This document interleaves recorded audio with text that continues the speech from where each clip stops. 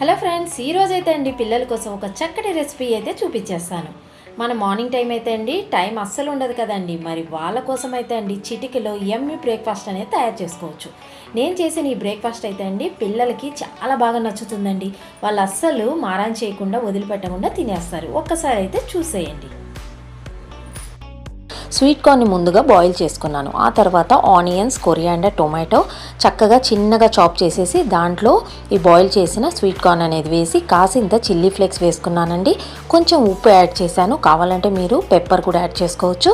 నేను కొంచెం పెప్పర్ కూడా యాడ్ చేశానండి. అన్నీ మిక్స్ చేశాక ఈ విధంగా వీట్ బ్రెడ్ అనేది తీసుకున్నాను. నేను ఇక చీజ్ స్ప్రెడ్ ఉంటుంది కదండి, అది అప్లై చేసి మనం ముందుగా మిక్స్ చేసుకున్న ఇది మొత్తము ఇక్కడ పెట్టేసుకొని దాని మీద ఆరిగానో వేసుకొని ఇక కొంచెం టొమాటో సాస్ కూడా వేసుకున్నానండి.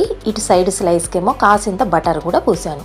ఇప్పుడు మనము శాండ్విచ్ మేకర్లో పెట్టేసామంటే చిటికలో మనకి ఎంతో టేస్టీ అయినా పిల్లలకి ఇష్టపడే శాండ్విచ్ అయితే రెడీ అయిపోతుంది.